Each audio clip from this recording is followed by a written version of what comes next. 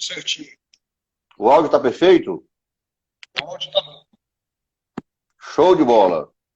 Então, rapaz, é um prazer aqui nós estarmos juntos, a Record Incorporações nos propiciar essa oportunidade de bater um papo rico sobre inteligência de mercado, né? A Record que está iniciando hoje com esse projeto fenomenal, fabuloso, chamado Alagoas em Ação. Então, gostaria de agradecer aí a oportunidade, a diretoria executiva da Record e a você, a sua disponibilidade de tempo, para que nós possamos trocar essa ideia nesse momento de complicado, né? De quarentena, de Covid, e aproveitar para tentarmos tirar ideias boas para poder tentarmos implantar nesse momento pós-Covid, né? Que já vai acontecer se Deus quiser e Ele quer, né? Então, esse é o nosso objetivo aqui e temos a responsabilidade de iniciarmos com esse projeto fabuloso. Da mesma forma, Marcelo, eu agradeço muito o convite. Agradeço aqui ao Wagner, ao Hélio, da Record. É uma imensa satisfação e parabenizá-los pela iniciativa, né? É uma grande honra poder estar fazendo parte desse projeto. Com certeza, Marcelo, com deixa eu te certeza. pedir uma gentileza, Marcelo. Pois Tenta não. melhorar um pouco o teu som. Eu estou achando um pouquinho baixo, eu não sei se todos estão achando, mas está um pouquinho baixo a tua voz. Olha aí, dá para... Tá melhor? Melhorou um pouquinho. Bom, vamos falar de inteligência de mercado? Vamos sim. Então, eu gostaria que você abrisse essa fala para que nós possamos ter um alinhamento, nós dois, tá certo? Explicar um pouco para o pessoal o que é a inteligência de mercado, a diferença disso para a pesquisa de mercado, né? E se não tem diferença, enfim, para que nós possamos daí batermos um papo. Pois é, isso é uma confusão muito normal, feita por vários empreendedores, no entendimento do que de fato é inteligência de mercado. As pessoas confundem inteligência de mercado com pesquisa de mercado. Na realidade, a pesquisa de mercado ela é uma ferramenta utilizada dentro da inteligência de mercado. Nem todas as empresas que trabalham com pesquisa de mercado são empresas de inteligência de mercado. Mas todas as empresas de inteligência de mercado utilizam a pesquisa como ferramenta estratégica para poder gerar informação. Na realidade, a inteligência de mercado, ela parte da premissa da geração de informação. Eu vou um pouco mais além. Eu acho que para que a gente possa dizer que nós trabalhamos com a inteligência de mercado, que nós utilizamos a inteligência de mercado dentro da nossa empresa, a gente tem que fazer dela um processo, onde nós começamos garimpando dados, gerando informação. A informação, com o tempo, com o passar do tempo, gera conhecimento, e o conhecimento gera inteligência de mercado. Então, basicamente, esse conjunto de etapas segmentados, sequenciados, na realidade, fazem com que a gente possa considerar que a inteligência de mercado está sendo, de fato, utilizada. Eu costumo dizer que a inteligência de mercado ela deve funcionar como PDCA. Por quê? Porque, sobretudo, em todos os ramos de negócio, a gente está aqui posicionado no setor imobiliário, a inteligência de mercado ela pode ser utilizada em todos os processos, em todos os segmentos. Falando um pouco da inteligência de mercado para o setor imobiliário, ela pode ser utilizada e deve ser utilizada não só no momento da originação. Os empreendedores, na sua grande maioria, estão acostumados a utilizar a inteligência de mercado somente na definição do produto, somente na originação, de entender o que fazer, onde fazer, como fazer. Mas a inteligência de mercado, a gente vai um pouco mais além. porque ela é feita constantemente. A gente utiliza ela na contribuição da formação do produto, do entendimento de onde fazer, qual a quantidade do que fazer, o que implementar, quando implementar um produto, ou seja, no início, na originação, mas depois nós vamos o quê? Calibrando essa metodologia ao longo do tempo. No momento da comercialização, no momento do pós-venda.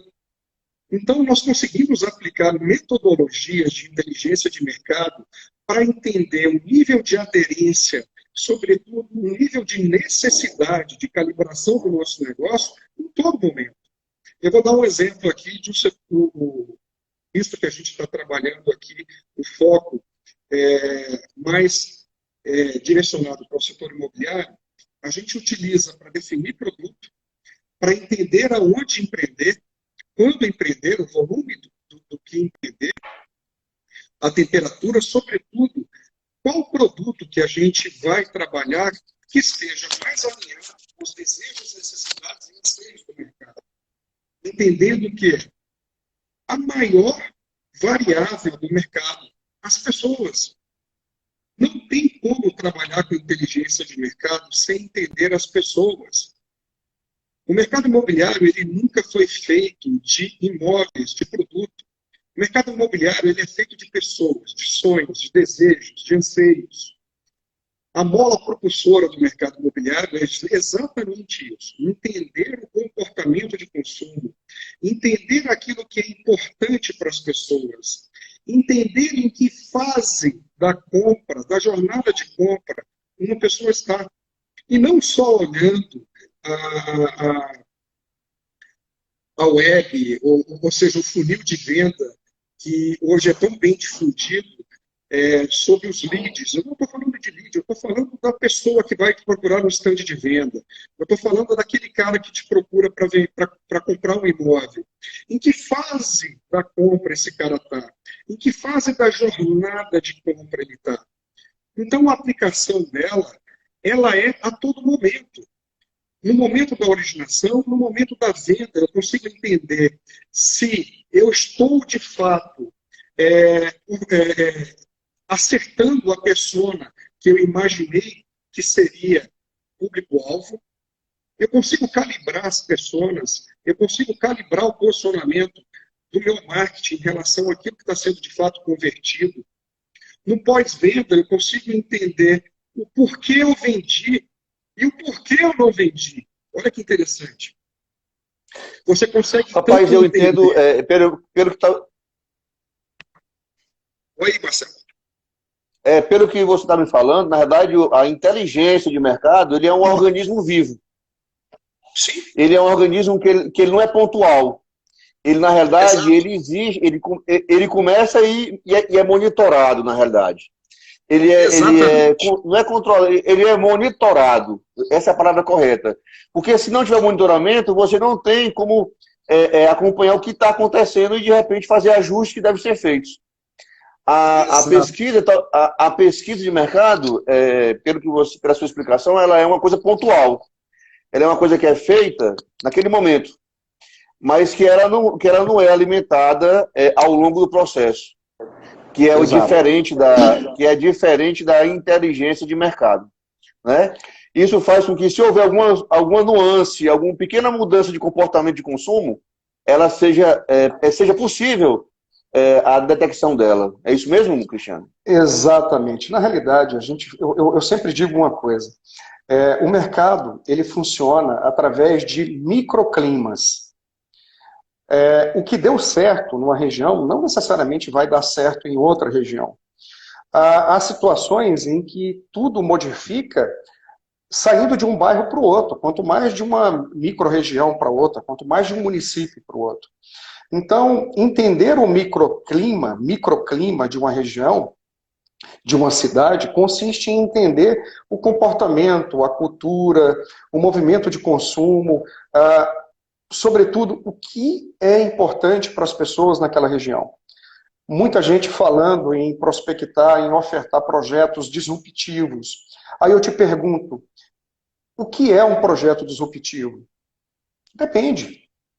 Um projeto disruptivo vai depender de cada região. Às vezes, um projeto disruptivo, para o cara, é tão somente um Wi-Fi na área comum.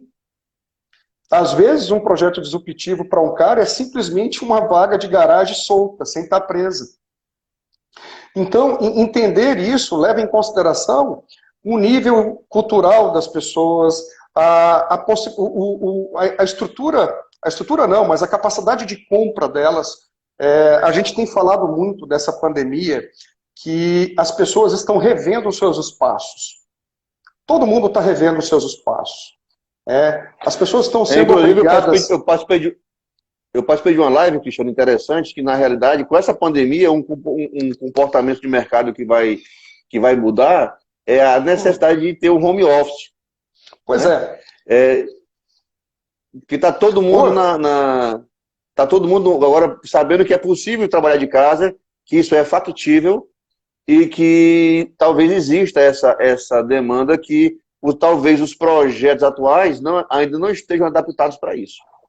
Pois é, eu acho que a gente vai ter uma mudança muito grande em empreendimentos business, né? Empreendimentos voltados para salas comerciais. Por quê? Porque as empresas estão revendo seus espaços. Várias empresas de São Paulo que a gente tem conversado, eles vão começar a diminuir os seus espaços, investindo no home office, porque tem dado certo. Inclusive, em vários depoimentos, tem aumentado a produtividade. Em alguns casos, não. Em alguns casos, a depender do segmento, é necessário a interação das pessoas, e para que isso aconteça, o convívio é muito importante.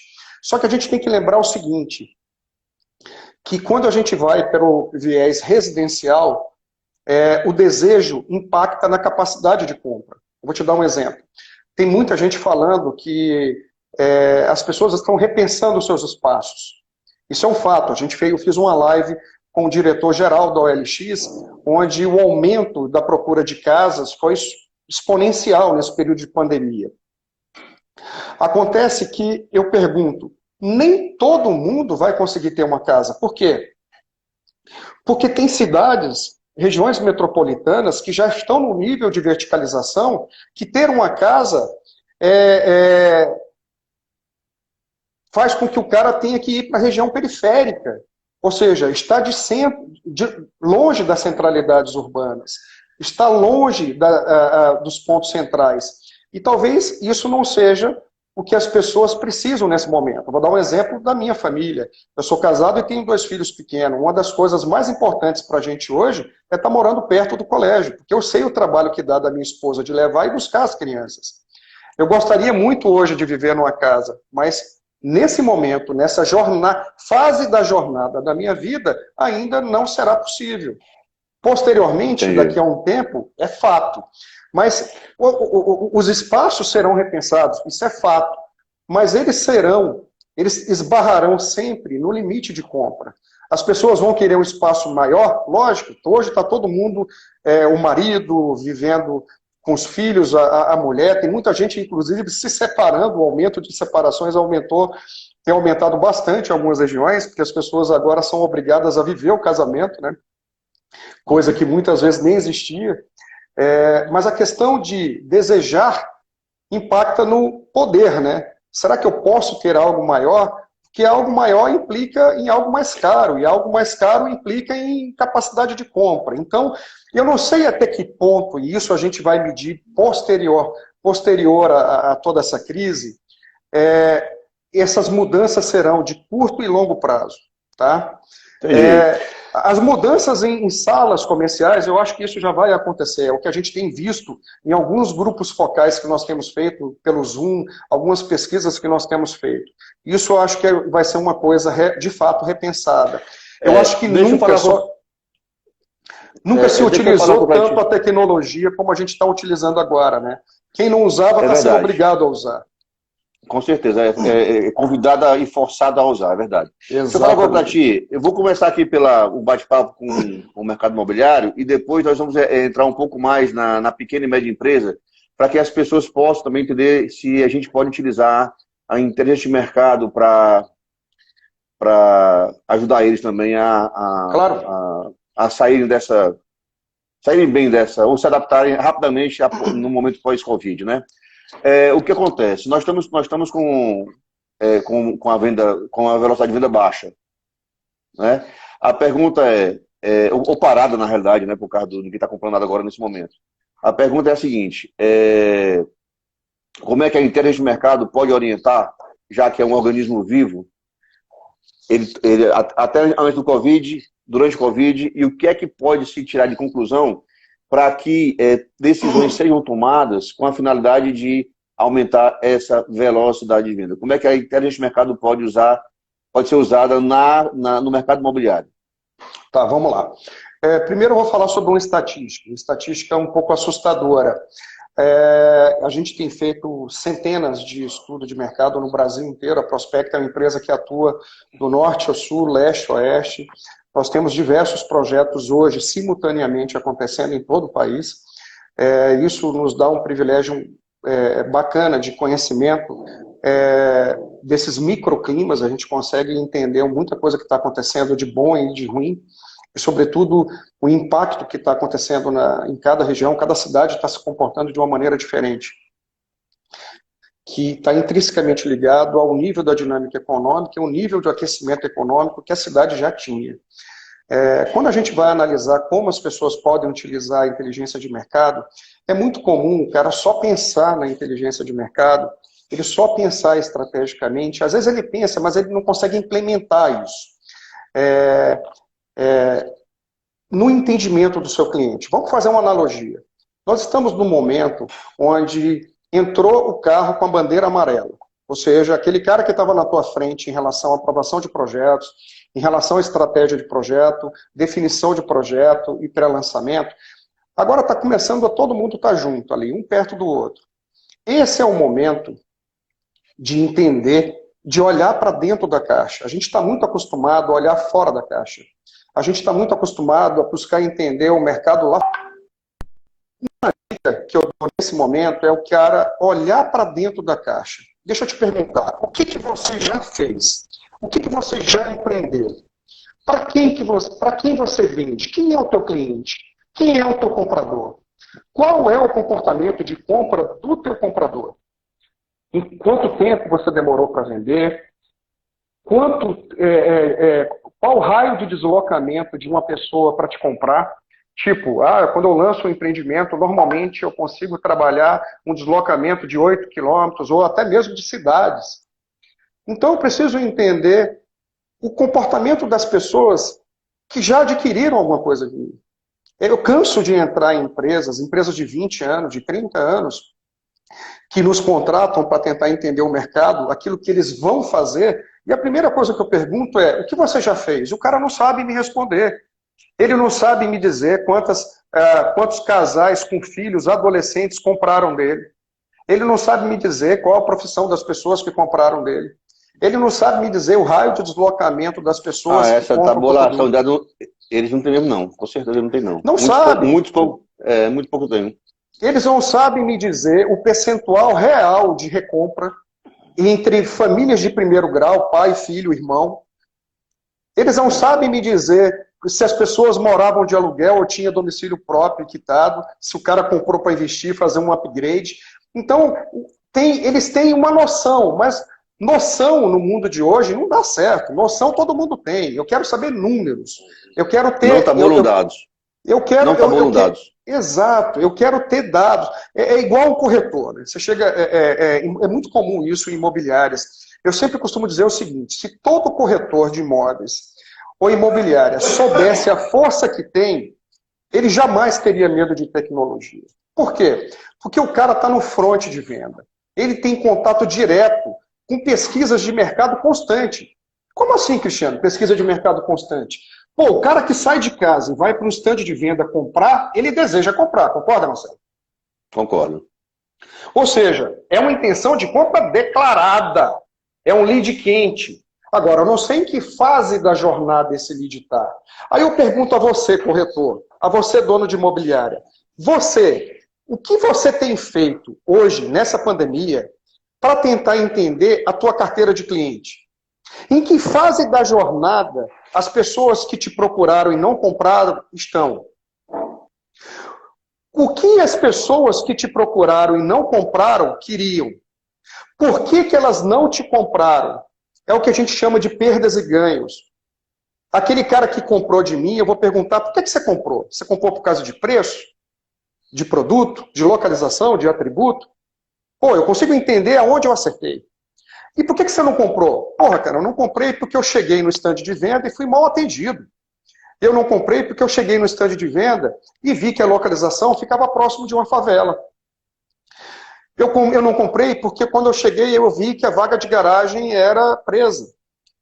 Eu não comprei porque eu vi uma piscina pequena para um condomínio de 500 pessoas. Então, a gente consegue entender o refinamento de detalhes constantemente, tanto por aquilo que deu certo, quanto aquilo que deu errado. E as pessoas estão muito acostumadas a querer entender só aquilo que deu certo. Olha, né? Sabe Nem isso, o que eu percebo? Sabe o que eu percebo, Cristiano? É o seguinte, agora ampliando um pouco mais o nosso pensamento e o entendimento. O problema da inteligência de mercado é que ela é muito sofisticada, tá certo? Então, como ela é um organismo vivo, ela precisa estar o tempo todo sendo alimentada. Isso tem que ser uma cultura organizacional, ou então uma cultura de alguma, ou a cultura de alguma associação que tenha aquilo em mente, de monitorar o mercado. Então, o que acontece? Se você, como ela é uma ferramenta muito sofisticada, ela está o tempo todo coletando dados, tabulando dados, e criando gráficos, e correlações, tendências e tudo mais. Então, o que acontece? Isso é muito novo para o mercado, entendeu? Tanto para o mercado imobiliário, quanto para o mercado de varejo, quanto para o mercado de atacado.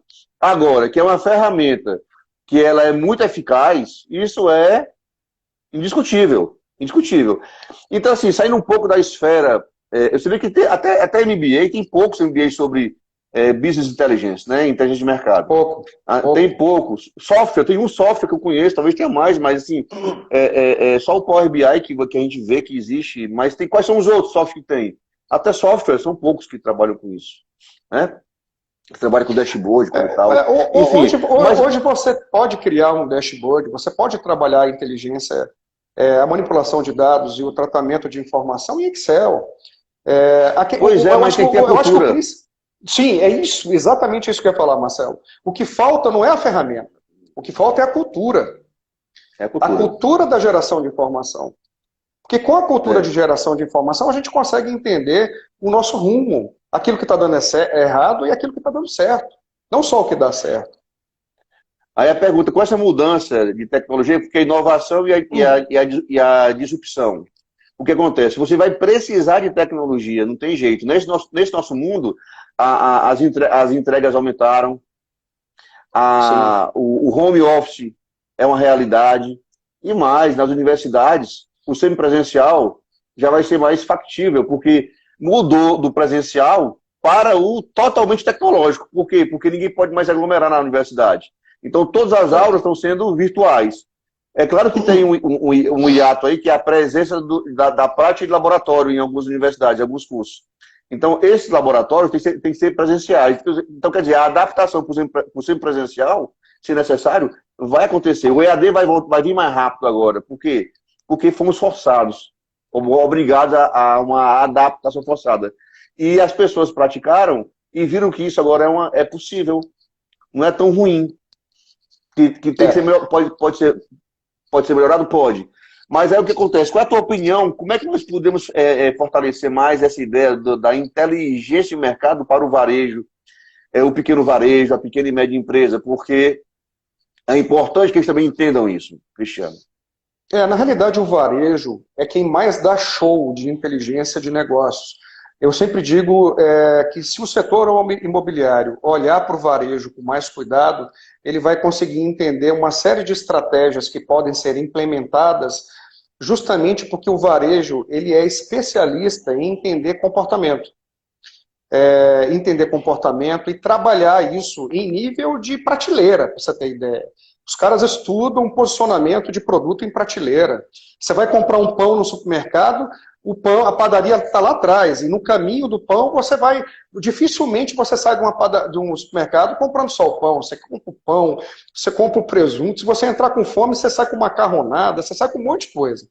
Então, essas brincadeiras, essas estratégias do varejo, elas são fantásticas. Eu vou te dar um exemplo de uma estratégia que é trabalhada constantemente em varejo e que pode ser implementada pelo setor imobiliário. Centralidades como ancoragem.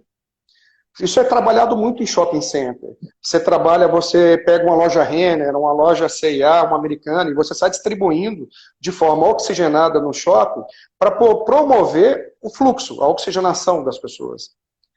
No setor imobiliário, em lugares onde você está empreendendo, em região de expansão urbana, onde você tem um vazio urbano, você precisa gerar centralidade, você precisa gerar, às vezes, algum equipamento que gere fluxo de pessoas. Porque o cara começa a entrar naquela ciranda do cachorro correndo atrás do rabo. O que eu boto ali? Eu vou botar um empreendimento ali, um mini bairro. Aí o cara fala, porra, adorei o bairro, eu vou para lá, é fantástico, mas eu só vou quando tiver um supermercado, uma padaria, uma farmácia, e por aí vai. Aí o empreendedor vai falar, pô, show de bola, então vamos montar o supermercado. Não é assim. Qual é o empreendedor que vai botar um supermercado num lugar que não tem fluxo? Aí o cara começa a ter que entender o quê? Ancoragem. Que tipo de ancoragem gera espontaneamente fluxo e a partir daí o próprio ecossistema naturalmente é implantado. Eu vou te dar um exemplo claro disso para a gente não ficar só na teoria. Pedra Branca, que é um bairro planejado em Florianópolis, na região de Palhoça, na região metropolitana de Florianópolis. Lá eles utilizaram uma universidade. A universidade não precisava de nada. Por quê? A universidade gerava fluxo de estudante, de professores e tudo mais. Automaticamente, ela gerou a necessidade de implantar um ecossistema de fast food, de boteco, de livraria, de banco 24 horas. Ou seja, com o tempo, a região ficou madura e pronta para receber as unidades residenciais. E olha que o objetivo principal do empreendedor nunca foi uma faculdade, mas ele utilizou a ancoragem para gerar a centralidade como âncora, para gerar vetorização. Então, essa é uma técnica, por exemplo, de varejo. O varejo, ele olha comportamento. Eu acho que se eu tiver que dar uma dica, tanto para varejo quanto para o setor imobiliário, ela diretamente vai estar ligada no entendimento da tua demanda. O que você está fazendo para entender a sua demanda? O que você está fazendo para entender o seu mercado? Muita gente gasta horrores de dinheiro para entender o que o teu concorrente está fazendo. Cara, se preocupa em entender o que o teu cliente quer, o que é importante para ele. Não seja o efeito manada, né? Ou seja, o cara que vai atrás, o cara que monta uma loja de paleta já tendo 1000 caras que montaram. Seja o vetor, seja você o cara inovador. O inovador, ele está milhares de quilômetros na frente de qualquer empreendedor. Por quê? Porque ele tenta entender as dores, ele tenta entender aquilo que ele pode colocar para resolver um problema. E ainda digo mais, gente, nas piores crises foram criados os projetos mais interessantes. Mais interessantes. Cristiano, deixa eu tirar aqui uma dúvida, por exemplo, aliás, uma sugestão ou então uma indagação minha, é o seguinte. Imagina que você é uma pessoa já preparada para tabular dados, sabe a importância disso, tudo mais, tá certo? Isso aí já sabe usar ferramentas, sabe como é que se aplica, como coleta dados, como aplica questionários, tudo mais. Meio eletrônico ou não. A questão imagina você um micro e médio empresário que ele não tenha essa expertise, esse conhecimento, e que também nós podemos estar ajudando eles. Claro. Que tipo, isso é a inteligência de mercado. Você acha factível ser pontual o empreendedor ter essa inteligência de mercado, ou não seria mais conveniente a associação da qual ele está filiado fazer esse monitoramento de mercado para estar orientando eles? O que é que você acha, hein, Cristiano?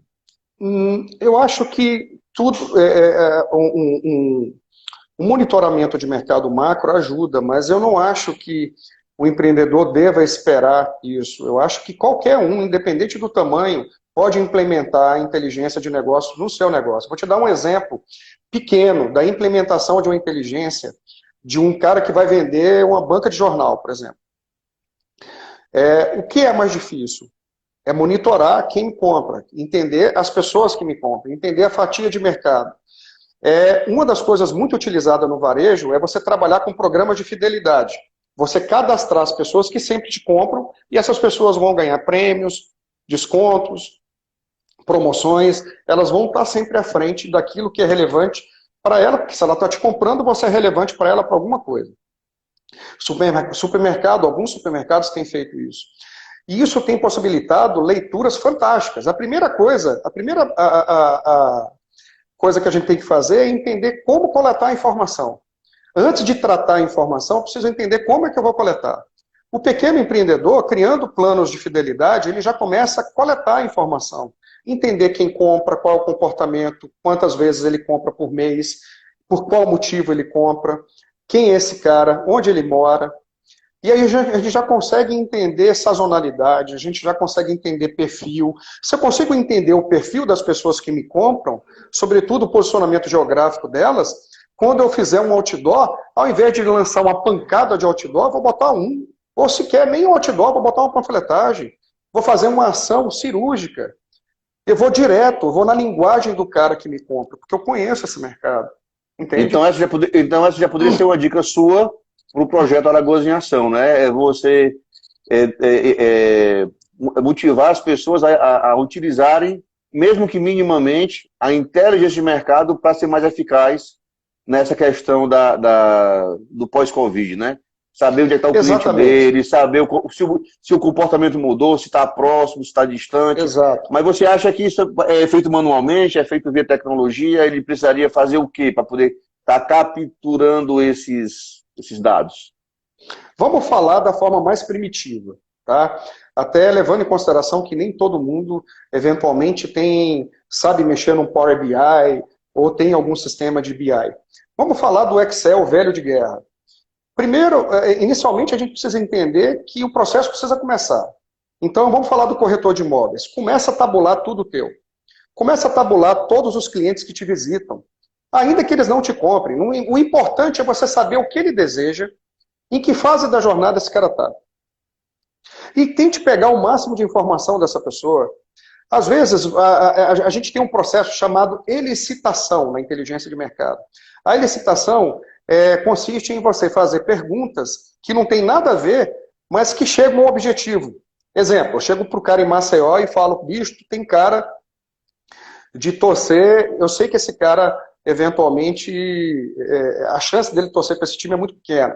Cara, você parece que torce para o CSE, exemplo. Aí o cara, Deus me livre, cara, eu torço para o CSA. O que eu queria saber, na realidade, é o time que ele torce. Ah, cara, você tem uma cara de que gosta de esporte radical.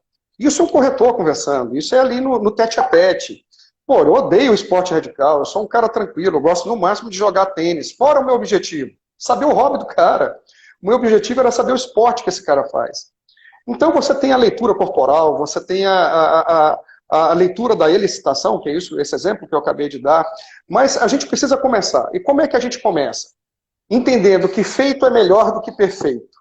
E para isso eu preciso começar a coletar o dado, seja através de fidelizações, seja através de tabulações. Você, corretor, começa a tabular todo mundo que te procura. Em que fase da jornada esse cara está? Começa a entender hoje qual informação poderia ser relevante em cada fase da jornada. Exemplo, o cara está na iminência de comprar. Esse cara muito possivelmente vai estar com dúvida dos impostos que ele vai gastar. Solta um artigo. Começa a divulgar para a tua rede de contato todas as informações que eventualmente possam fazer sentido para aquele cara. Para aquele cara que está naquele momento em uma determinada jornada. Então, a gente vai começando a entender tanto o posicionamento estratégico, como o comportamento das pessoas, como aquilo que eu posso entregar que eventualmente resolva uma dor dessa pessoa. O que é importante, eu acho que se eu tiver que dar um recado, esse é o mais importante, entenda o teu mercado. Entenda quem é o teu cliente. Entenda quem é o teu cliente, seja para o incorporador, seja para o corretor. Eu vou te dar um exemplo. É muito comum um corretor chegar, você chegar numa cidade e falar, ô amigo, o que a gente lança aqui? Ah, cara, aqui é um 2 quartos, com uma varanda gourmet e tal, com uma piscina tal. Beleza, isso é o que tem procurado? Qual a estatística disso? Ah, tem muita gente que tem procurado. Não, qual a estatística? O cara não tem. É diferente de eu chegar e falar assim, eu tive 300 visitas no meu stand, onde 70% desejam um apartamento de 2 quartos, mas 30% desejam 3 quartos. E olha que interessante, eles não querem varanda gourmet. Eles querem uma varanda com um ponto de água e um ponto de esgoto, que ele pode botar a churrasqueira dele ali, da forma que ele quer. Inclusive barateia mais. Sabe o que eu estava pensando aqui agora, Cristiano, como sugestão aí para o pessoal? É o seguinte, vai no stand, né? Aí, como é que eu entro em contato com o Cristiano? Ou via e-mail ou via celular, tá certo? Sim. E esses contatos ficam no stand, tá certo? Algumas informações ele não vai, talvez, conseguir capturar na visitação. Mas ele vai ficar com o e-mail ou com o telefone da pessoa. Depois ele pode fazer aquele Google Docs, fazer uma pequena pesquisa mesmo, para ser mais eficiente com a procura do cliente. De repente, aí ele já vai estar coletando os dados dos clientes dele. De repente, é uma forma simples, feijão com arroz de fazer, Pode de ser. capturar esses dados que talvez eles não tenham a oportunidade de perguntar em detalhes. Para poder te atender melhor, eu estou mandando esse questionário para poder ver se nós podemos ser mais efetivos e te ajudarmos mais. Por exemplo, né? Apenas eu estava pensando, né? Pois é, eu já vi um cara fazendo um trabalho muito interessante, onde ele separou quais eram os pontos relevantes da decisão de compra, tipo, o que era importante ele saber? Ah, eu preciso saber hobby, eu preciso saber costume, hobby, eu preciso saber o perfil do cara em relação à idade, eu prefiro saber se ele, a estrutura familiar, né, o arranjo familiar, e eu preciso... Isso, cara, o corretor, ele consegue entender conversando com o cara. Pô, cara, você deve ter uns 3 filhos. Não, eu tenho um. Eu já tenho a resposta. Cara, qual é o teu... Bicho, você tem cara que adora... aquele negócio que eu acabei de falar. Você tem cara que adora viajar. Puta, cara, eu não gosto. Odeio avião. Você já começa a entender perfis. E logo depois de uma saída de um cliente desse, você começa o quê? Tabular. Num papel, numa planilha em Excel. Seja lá em qual ferramenta você desejar. No final do mês, você começa Perfeito. o quê? Gerar informação. Você chega e fala, eu tive 100 e poucas visitas, das quais 37 queriam isso, o que era importante para essas pessoas era isso, eles estavam nessa fase da jornada de compra. Exemplo, aquele cara que está no início da jornada de compra, ele não tem muito poder. O cara que mais tem poder é o cara que está no final da jornada de compra. E esse cara, ele não te atende, ele não atende o teu WhatsApp. O cara que está no início da jornada de compra é aquele cara que não tem muito poder. Porque ele ainda está confuso, ele não sabe para onde ir, ele não sabe o que pode. Esse é o cara de você pegar. Esse é o cara de você nutrir. Em que fase ele está. E tem muita gente que joga esse cara fora. Tem muita gente que só quer o cara que na hora que ele está com a decisão de compra. Então imagina isso aí. Imagina isso aí durante 6 meses, 8 meses, 1 ano, 2 anos. O banco de dados que o cara desse não tem, né, na mão. Gente, é por isso que eu digo, nenhuma tecnologia substitui um cara desse. Ao contrário, esse cara ele vai ser ponto relevante de consulta constantemente, de trabalho. Esse cara não vai parar nunca. Mas eu te pergunto, quem você conhece que faz isso? Me responda, Marcelo. Pouquíssimos. Pessoal, vocês que estão assistindo, nós temos aqui quase 70 pessoas. Quantas pessoas vocês conhecem que fazem isso? Ou se vocês fazem isso, por favor, digam aqui no chat para a gente ver. Eu não estou vendo aqui, eu acho que você vai estar vendo mais do que eu, Marcelo. Não. Até agora ninguém me fechou. Então, sabe aquela história de quem, em terra de cego, quem tem um olho é rei? Meu amigo, se você começa a entender o mercado, você está a quilômetros de distância, sem precisar se preocupar com tecnologia. Ao contrário, entenda uma coisa, tecnologia só existe porque ela foi criada pelo homem. Ela precisa da inserção de dados. Qualquer inteligência artificial, ela começa com a inserção de dados. E quem é que faz essa inserção de dados? A gente. Aqui apareceu uma sugestão de 2 por 1000. que fazem isso aí, viu? 2, 3 por mil. Não é nem por cento, é por mil. Ô, Cristiano, e aí, o que você sugere para o governo estar trabalhando para ajudar a população?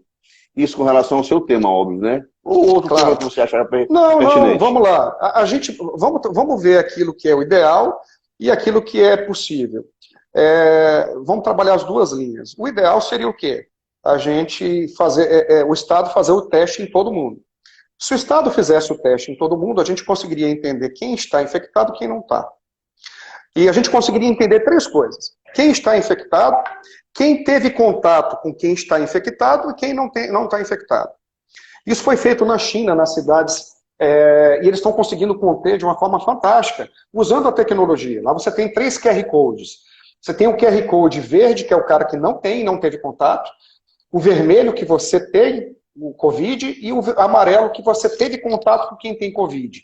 Mas para isso era preciso o quê? Monitorar todo mundo. Era preciso saber monitorar e testar. Só que aí a gente entra num problema. Primeiro, a gente não tem teste para todo mundo. Segundo, os testes não são 100% confiáveis.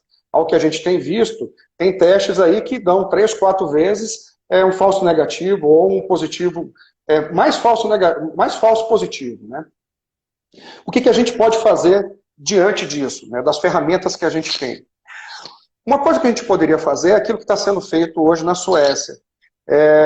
O que está sendo feito? O pessoal está trabalhando o isolamento de forma segmentada, efetivamente com um grupo de risco. Ah, Cristiano, isso vai resolver? Não, não vai resolver. O contágio vai acontecer. Mas a gente vê que as estatísticas dizem que só tem utilizado o hospital ou chegado a óbito, independente da idade, as pessoas que têm alguma doença crônica. Então, na maior parte das vezes, 90% das vezes. Então, se a gente conseguisse identificar geograficamente e monitorar essas pessoas, isolando essas pessoas, o mercado poderia, aos poucos, ir voltando. Ah, Cristiano, isso vai evitar o contágio? Não, vai evitar o contágio das pessoas que têm doença crônica e das pessoas que têm a maior probabilidade de uso do sistema de saúde. Porque hoje, a grande maioria não usa o sistema de saúde. Quem está procurando hospital é quem tem uma probabilidade que tem alguma doença crônica, que acaba entrando no nível de gravidade maior, consequentemente, uma necessidade de uso da rede pública.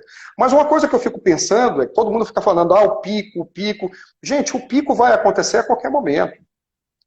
Quando a gente abriu o mercado, esse vírus ele tem uma capacidade de proliferação imensa. Então, há quem diga que todo mundo vai pegar isso. Na hora que o mercado abrir, vai pegar. A única solução para que isso não aconteça é uma vacina, mas a gente não tem isso pronto. Então, a medida paliativa é o quê? Isolar aquelas pessoas que, se pegarem, têm uma probabilidade maior de serem hospitalizadas. Porque o restante vai começando a trabalhar a imunidade. Isso é um fato. Porque, vamos segurar 2 meses em casa. Se a gente não souber quem está infectado e quem não está, isso não vai adiantar.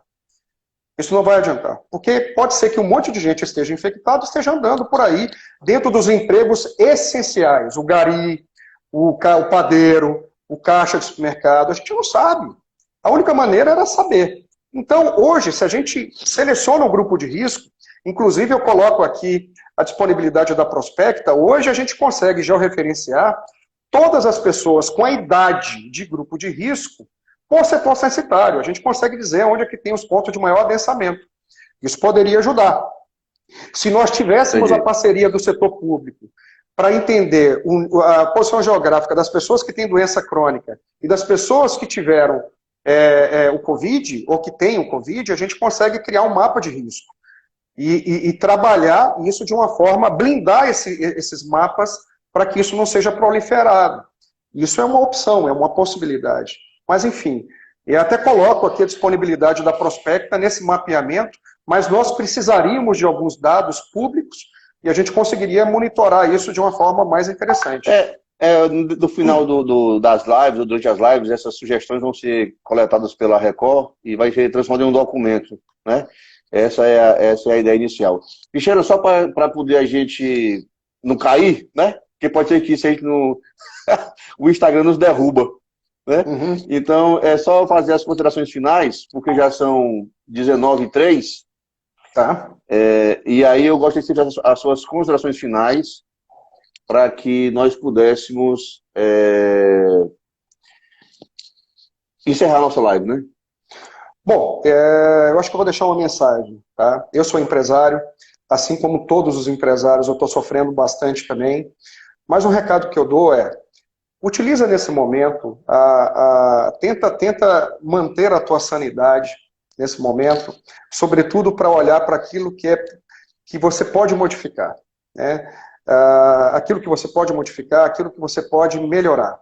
A inteligência nesse mercado, ela vem como uma luva, porque você entender tudo aquilo que foi feito, tudo aquilo que você pode fazer, olhar com mais clareza e sanidade as oportunidades e tudo que está acontecendo ao teu redor. Nunca esquecendo de uma coisa. Tudo, absolutamente tudo, passa. E isso vai passar também. Isso, certamente, isso é uma coisa que, de fato, a gente não vai poder negar. Todo mundo, mas absolutamente todo mundo, vai sair diferente disso. Eu espero que você saia mais forte disso. Só não se desespere e nunca esqueça. Tudo, absolutamente tudo passa. E agora vamos tentar entender como gerar valor.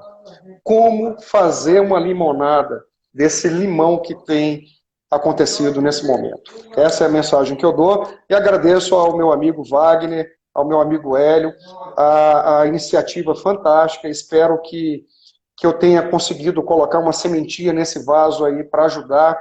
Espero que eu tenha contribuído com aquelas pessoas que despenderam um pouco do seu tempo aqui para escutar a gente. E agradeço a você, Marcelo. Faz tempo que eu não posso lhe dar um abraço pessoalmente, mas sinta-se abraçado. Estava com saudade de você. Fazia tempo que a gente não conversava. Verdade. Rapaz, obrigado pelo convite, Cristiano. Por me convidar para mediar a sua live, porque a live foi do Cristiano. Eu estou mediando mais na frente nesse mês, vai ter a minha live, ele vai me mediar. Vamos inverter as posições. Agradecer também a Record, parabenizar a Record pela iniciativa, porque é fantástico.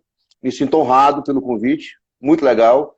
E foi um prazer estar contigo, Cristiano. Espero muito em breve nós nos encontrarmos. Um forte abraço e queria agradecer aqui a audiência de todos que disponibilizaram um tempinho do seu dia para nos prestigiar e prestigiar esse projeto da Record Incorporações chamado Alagoas em Ação. Boa noite, Cristiano. Forte abraço. Boa noite, um forte abraço. Fique com Deus.